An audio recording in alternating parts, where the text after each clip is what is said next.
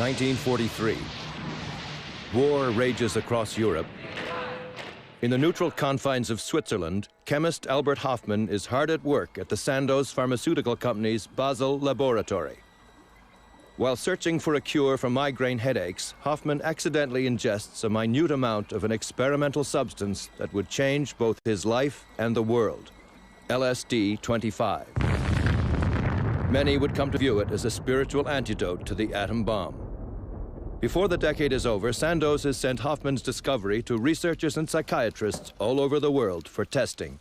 Research projects spring up in such places as Canada, the US, England, and Czechoslovakia.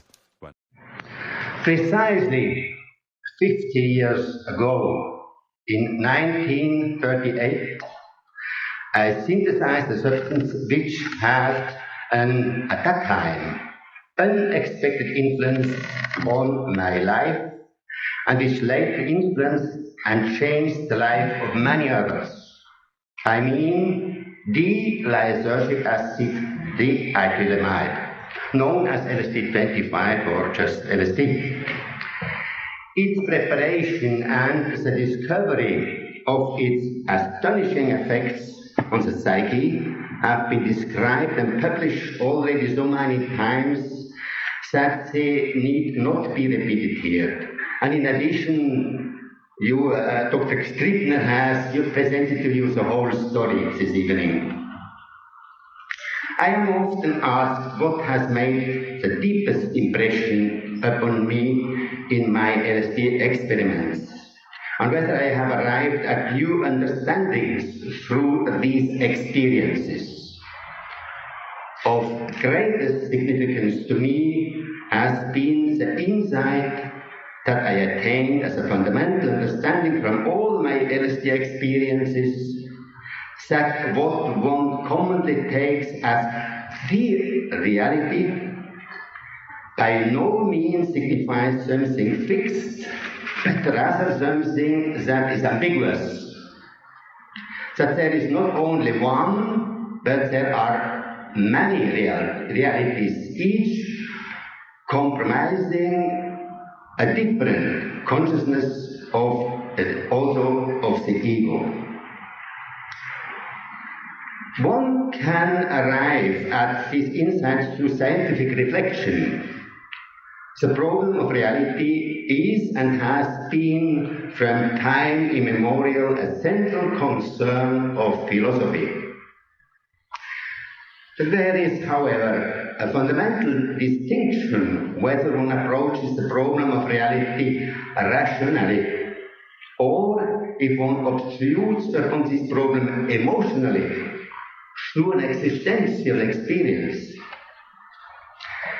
The first planned LSD experience was therefore so deeply moving and alarming because everyday reality, which had until then been considered to be the only one reality, dissolved, and an unfamiliar ego experienced another unfamiliar reality. Another problem also appeared, that concerning the innermost self, which itself, unmoved, was able to record these external and internal transformations. How could so strange changes in the experience of reality be explained? Evidently, the outer, objective, material world did not change during the time I was under the influence of LSD. Therefore, something inside me, in the experiencing subject, must have been altered. These reflections led me to conceive reality as a product of a transmitter, the material exterior world, and the receiver, our consciousness, the inner spiritual center of a human individual. In order to describe the mechanism by which reality comes into being, through the interaction of these two factors, transmitter and receiver, one can use the metaphor of TV broadcasting.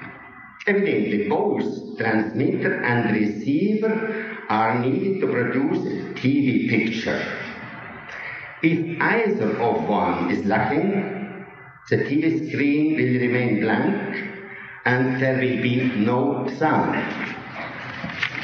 Correspondingly, if only the material world existed without conscious humans, or vice versa, no human reality would exist.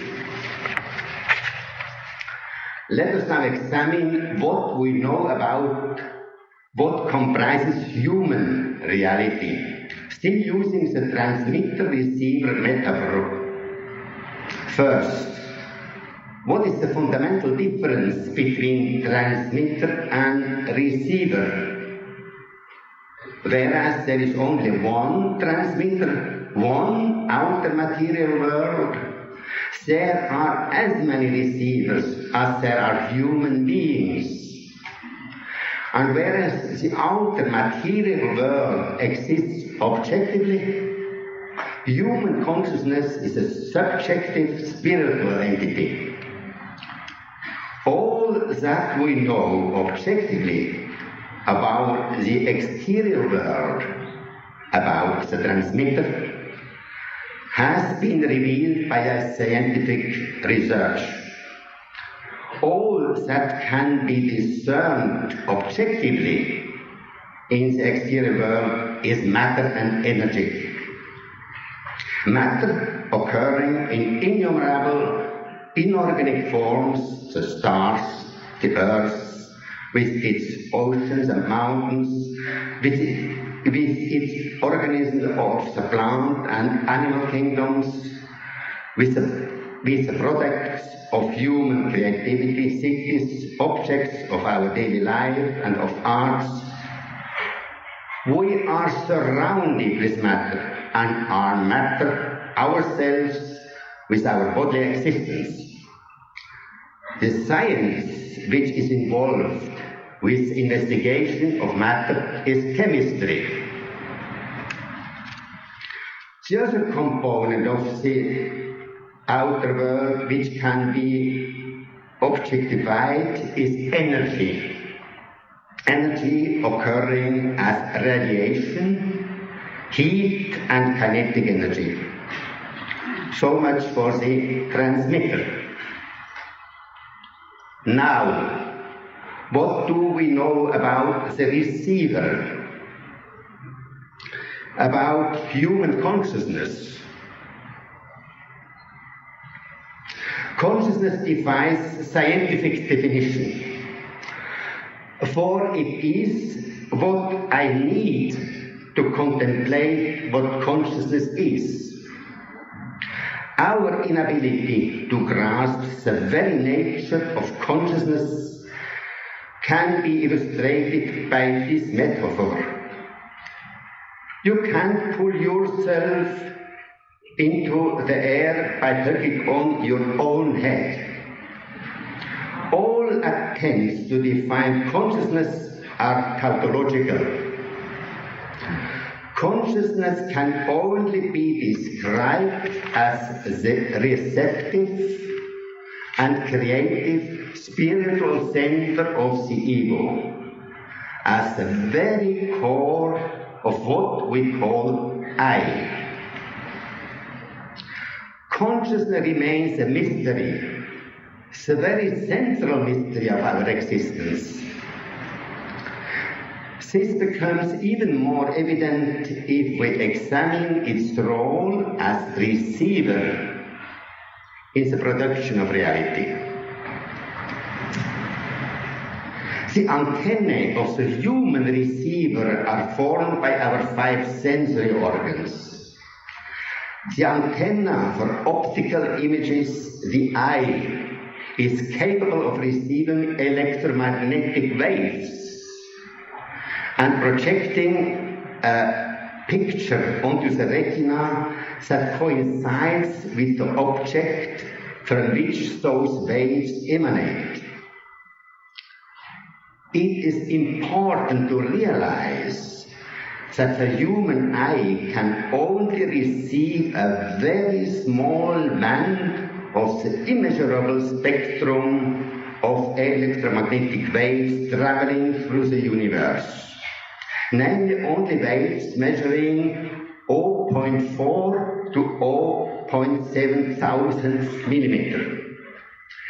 Within this small section, our eyes and the receiver, our consciousness, are capable of differentiating between different wavelengths and recording them as different colors. In connection with our reflections on reality, it is important to note that colors do not exist in the exterior world.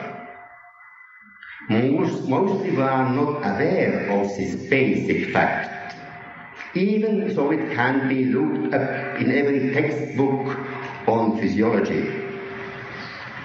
All that actually objectively exists in the outer world is matter transmitting energy, transmitting electromagnetic oscillations of varying wavelengths. If an object reflects or transmits electromagnetic waves with a length of 0.4 thousandths of a millimeter, say we say that it is blue. If it transmits waves with a length of 0.7 thousandths millimeter, we describe the object as being red. This means that the perception of color is a purely psychological and subjective event, taking place in the inner space of an individual. The brightly colored world, as we see it, does not exist on the outside. It exists only on the screen inside every individual of every individual. Regarding the acoustic world, there is a similar relationship between transmitter and receiver. The antenna for acoustic signals, the ear, displays a similar limited breadth of reception in its function as part of the receiver. And like colors, sounds do not exist objectively.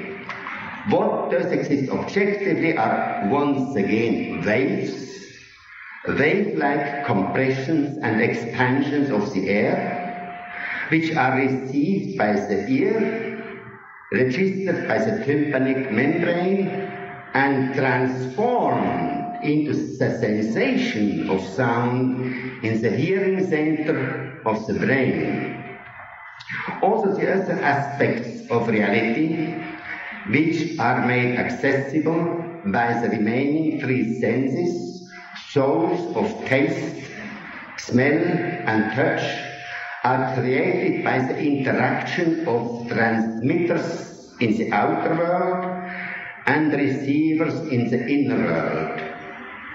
Just like sound and colors, touch, smell, and taste don't exist objectively.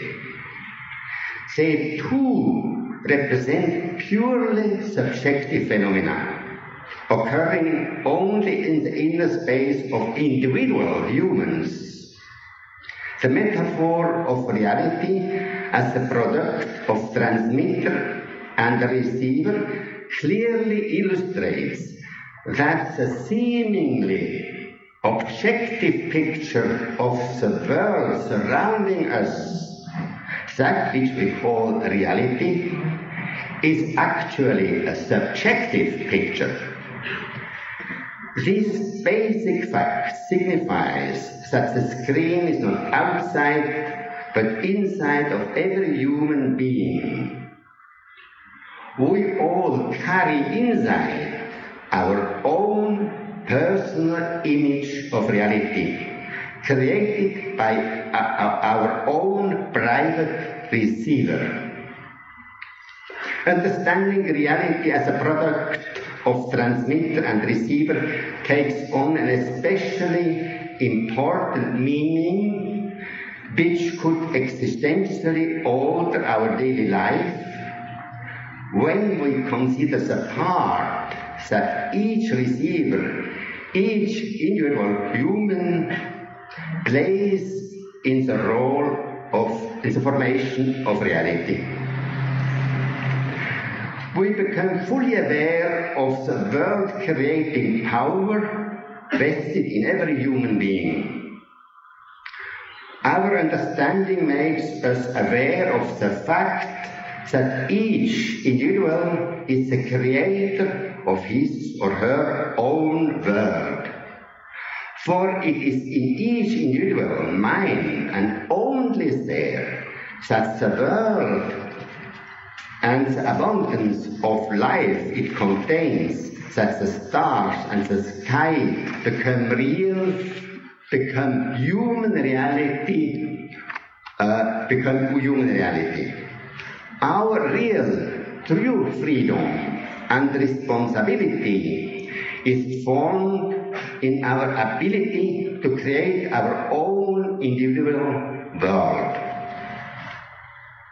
Once I have recognized what part of reality is objectively on the outside and what is subjectively taking place within myself, then I am more aware of what I can change in my life, where I have a choice, and thus what I am responsible for. Conversely, I become aware what is beyond my willpower and has to be accepted as an unalterable fact. This clarification of my potential and my responsibility can be of invaluable help. I have the ability to choose what I want to receive from the endless infinite program of the great transmitter from creation.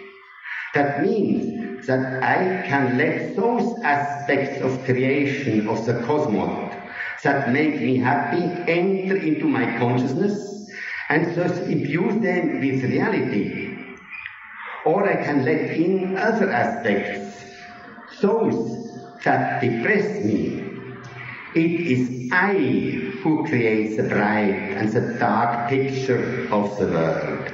It is I who invests the objects that are only shaped matter in the outer world, not only with their color, but with my affection and my love, also with their meaning. This applies not only to my inanimate surroundings, but also to the living beings, to the plants, the animals, and to my fellow humans. With this insight, the full creative power of love becomes evident. Just as I am the receiver for messages from my fellow man, I am in turn a transmitter for him.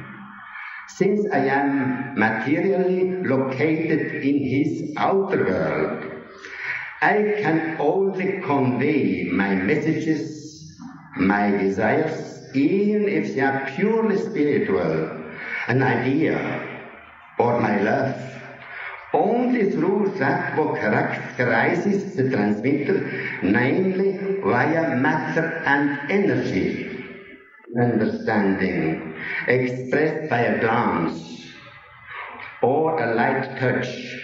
Even this can only be conveyed by material fingers, material eyes, by the material bodies of a living couple.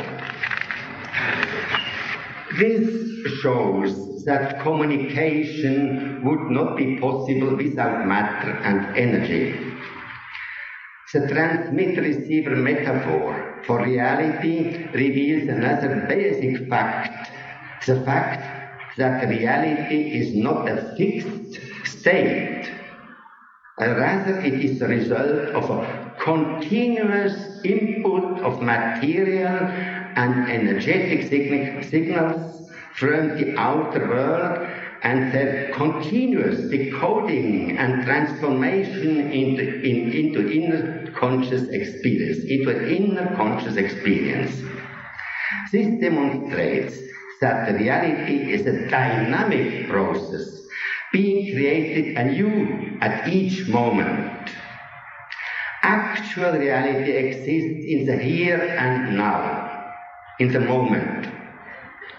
This explains why a child living in the given moment much more extensively than an adult perceives a real image of the world. It lives in a world permeated with more reality, more truth than that of the adult. To experience true reality in the moment is one of the main concerns of mysticism. That is where childlike and mystical experience meet. If reality were not the result of continuous changes, but a stationary condition, there would not be no experience of the moment. There would not be even any time, since the sensation of time is only possible through the perception of change. The dynamic character of reality creates time. The transmitter-receiver concept of reality also imparts an insight into the essence of time. This metaphor of reality would appear to correspond to a dualistic concept of the world. External space, internal space, objective transmitter, subjective receiver. But reality, everyday reality, can be experienced and imagined only as a totality of transmitter and receiver. There would be no picture or sound on the TV screen if either one were missing. This example makes it evident that transmitter and receiver are nothing other than constructs of our intellect, useful, valuable, even necessary means for a rational understanding of the mechanisms by which human reality exists. Dualism is but a construct of our intelligence, which leads us to believe that the so-called objective exterior world stands in opposition to our inner subjective spiritual world.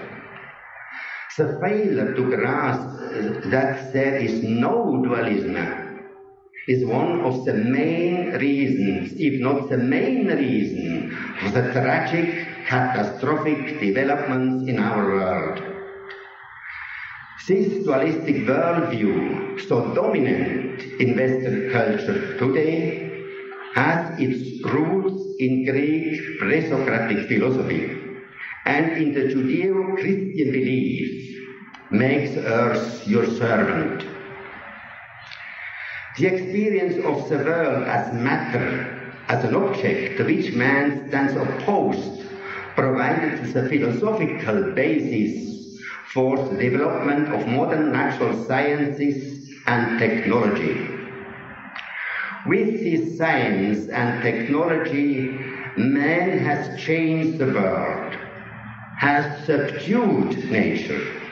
Its wealth has been exploited in a manner that may be characterized as plundering, and the sublime accomplishment of technological civilization, the comfort of Western industrial society, stands face to face with the catastrophic destruction of the environment.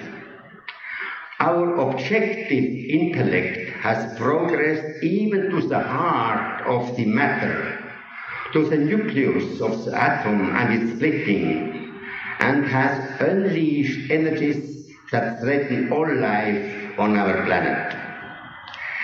This misuse of this knowledge could not have emerged from a consciousness of reality in which human beings perceived themselves as an integral part of living nature and the universe.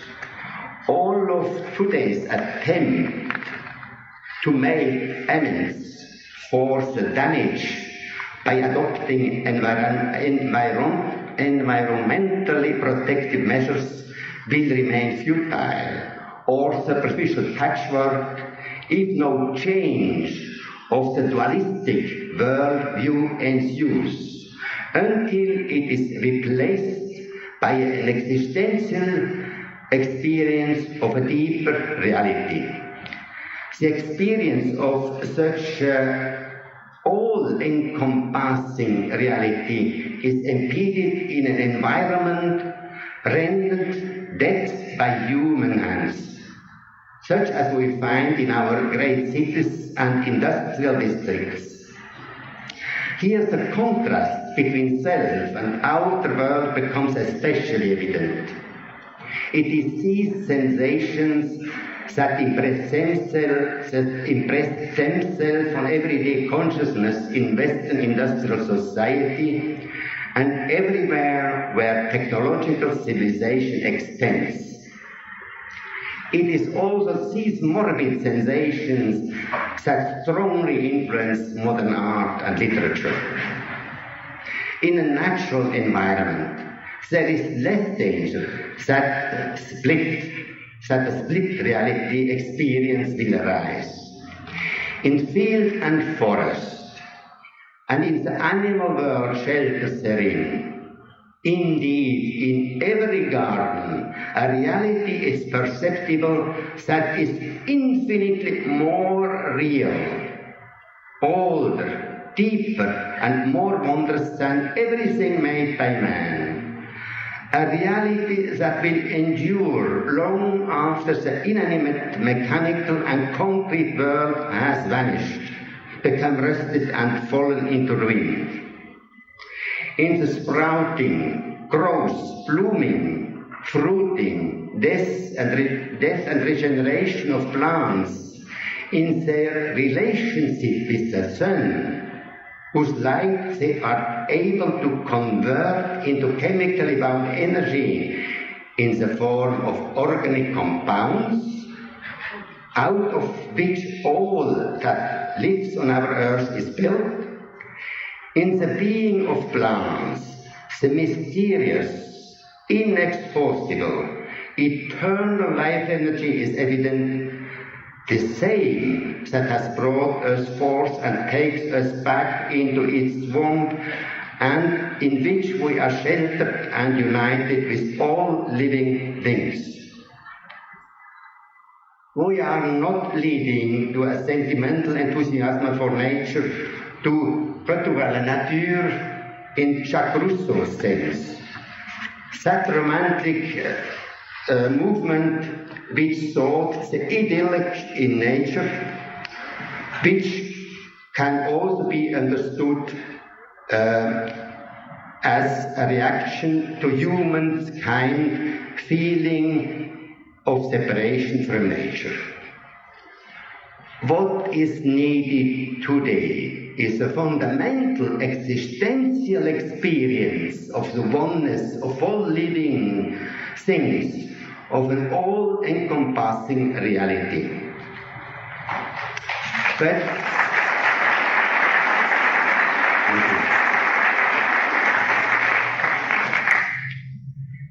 But this happens less and less as the primordial flora and fauna of Mother Earth must yield to a dead technological environment. The experience of reality as the ego opposed to the outer world had already begun to form itself during Greek antiquity, as I mentioned before. No doubt, at that time people already knew the suffering connected with the dualistic consciousness of reality. The Greek genius tried to cure these ills by supplementing the objective Apollonian worldview with a Dionysian world of experience, in which the split was abolished in ecstatic inebriation. It is remarkable what the German philosopher Friedrich Nietzsche wrote about this in his book Die Geburt der Tragödie, The Birth of Tragedy. We can read there. It is either through the influence of narcotic potions, of which all primitive peoples and races speaks in hymns, or through the powerful approach of spring, penetrating with joy all of nature, that those Dionysian stirrings arise, which in their intensification leads the individual to forget himself completely. Not only does the bond between man and man become to be forged once again by the magic of the Dionysian rite, but alienated, hostile, and subjugated nature again celebrates her reconciliation with her prodigal son, with man. So far, Nietzsche.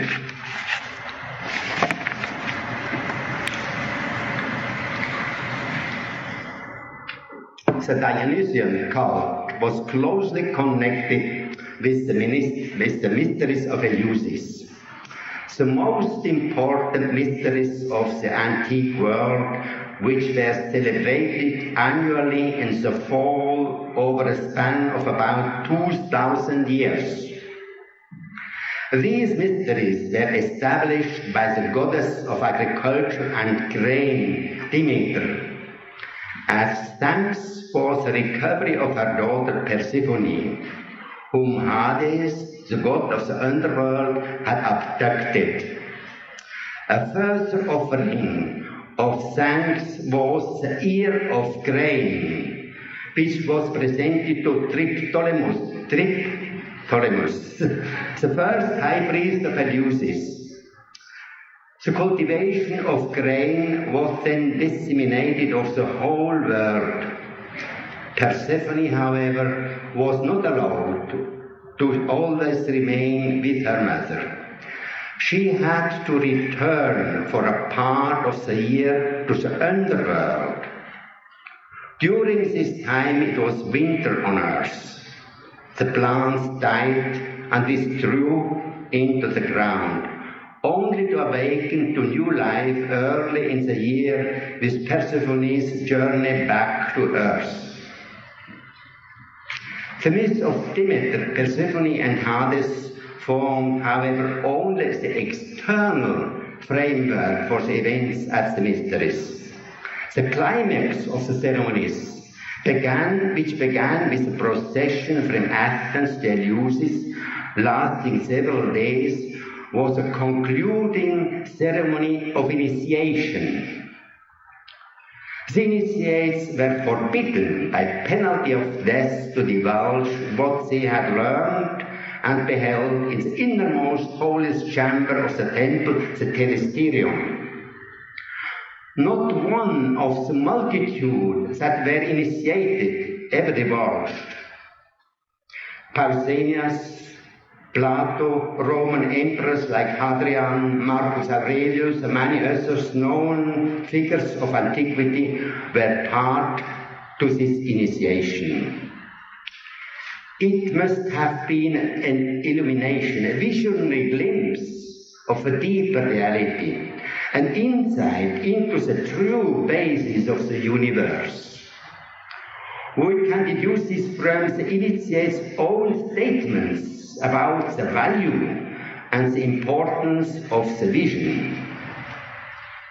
For example, it is reported in a Homeric hymn, "Blissful is among men on earth who has beheld that. He who has not been initiated into the holy mysteries remains a corpse in gloomy darkness."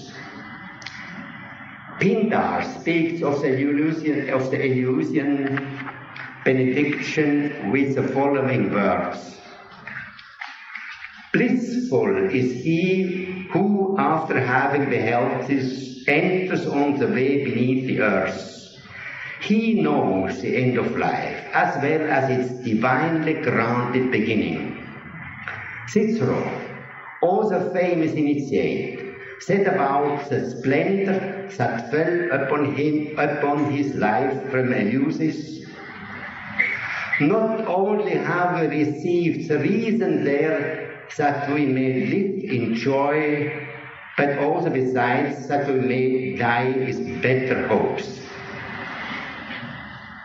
How could the mythological representation of such an obvious occurrence, which runs its course annually before our eyes, the seed grain that is dropped into the earth, dies there, proved to be such a deep, comforting experience as that attested by the cited reports? It is traditional knowledge that the initiates were furnished with a potion, the kykeon, for the final ceremony. It is also known that barley extract and mint were ingredients of the kykeon. Scholars of mythology, like Carl Kereni, are of the opinion that the kykeon was mixed with a hallucinogenic drug. I was associated with Kereni in the 60s, doing research on this mysterious potion, an investigation as to what kind of hallucinogen could have been contained in the kykeon. A reference of this collaboration is made in Kereni's book Eleusis, which was published in 1977 in New York. And it is from that text that the preceding statements on the Eleusis mysteries were taken. Later in the 70s, I was again engaged in the investigation of the hallucinogen in the kykeon. This time I worked in collaboration with Gordon Wasson, the famous ethnomycologist with whom I had worked in the research on Mexican plants, the psilocybe mushroom and oleuquid, and Carl Ruck, professor at Boston University, who was a classical scholar specialized in Greek ethnobotany. We published the results of our studies in the book entitled The Road to Eleusis, which was published in 1978. In that publication, we put forth the hypothesis that the kykeon's effect could have been due to an lsd-like preparation of ergot.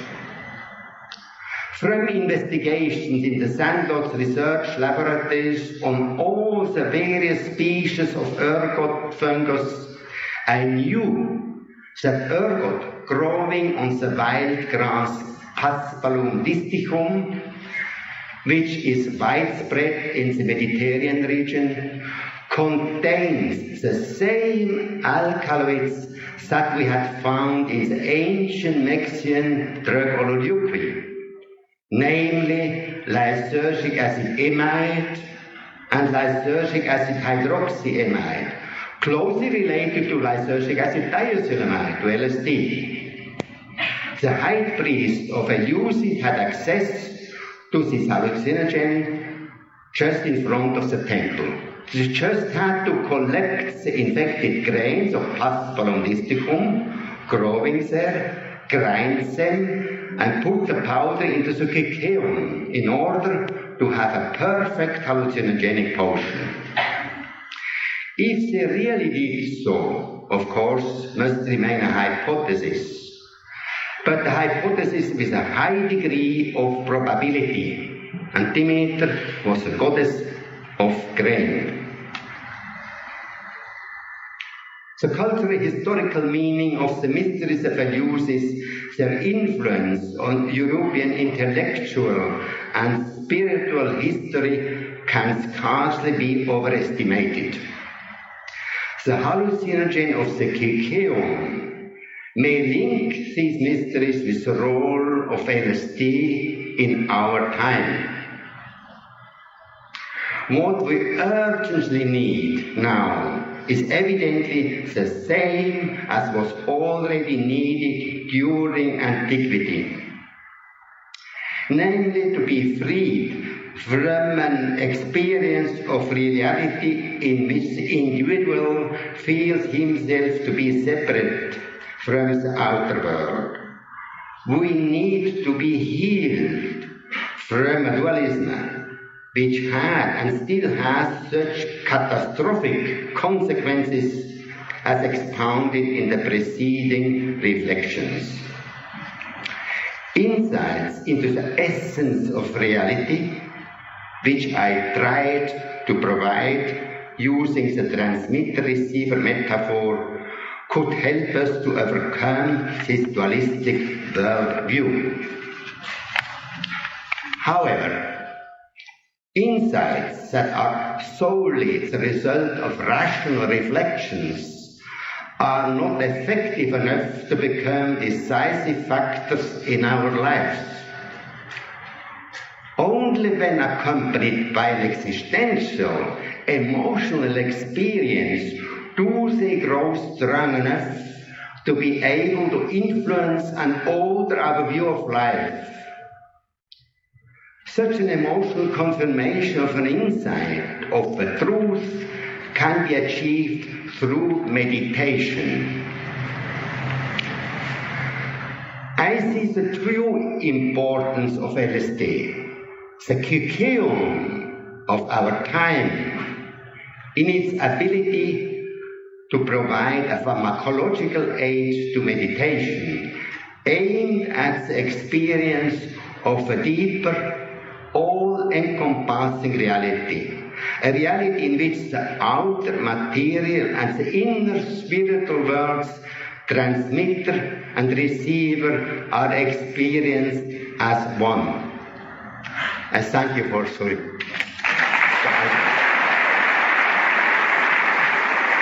born Richard Alpert. I was just born as a human being, and then I learned this whole business of who I am and whether I'm good or bad or achieving or not. All that's learned along the way. And you see all those learned things separate. So you start to have this dissociative experience of where all that you become is awareness, is a point of awareness. That's all that's left. I remember the first time this happened to me, as professor went and middle-class boy went and pilot went and all of my games were like going off into the distance. I got this terrible panic because indeed I was going to cease to exist. And I got the panic, which is the panic that precedes the psychological death, because indeed Richard Alpert was dying.